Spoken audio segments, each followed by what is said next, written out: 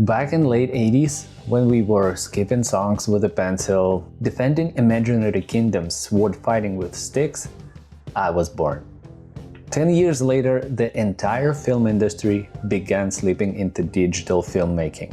Things got so much easier since. Now you can take hundreds of shots on one memory card and edit in Premiere or Final Cut very fast. Despite all the advantages we got with digital cameras, the film-like look still pursued by artists. It just has something.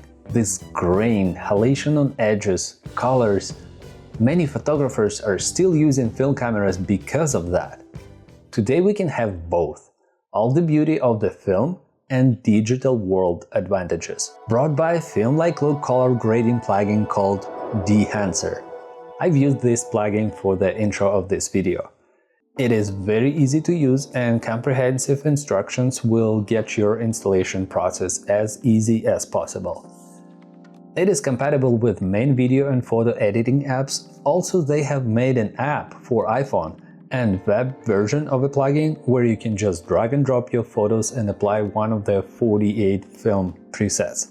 They mentioned that hardware requirements is Apple starting 2012, but my MacBook Air M3 could not play timeline smoothly. That's why I sold it.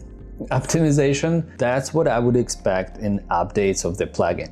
Once you've installed the plugin, you can go to your plugin panel and find Dehancer. I would not suggest you to apply any kind of effects straight on the video. I would recommend to use an adjustment layer. It is so much easier to work with and you can apply to many pieces of footage at once. Once you have applied it, it automatically selects input as a Rec 709, which I do not like personally. I pick a camera. And that's another thing. I have Sony a7C, but they do not have it here in the list. That's not a big deal, but that would be nice to have a7C. I'm using a7S III S-Log 2. Right from the first setting, you're getting this authentic look before, after. Then we can go to my second favorite feature. It is halation. Once you've enabled halation, you will see this little halation on the edges. But the best thing about this feature, it is mask mode. Can you imagine you getting some kind of car video and the silhouette of a car in this effect? Look at this. Isn't it magic? I just want to go and shoot some car video just to apply this plugin and see what I can get from it.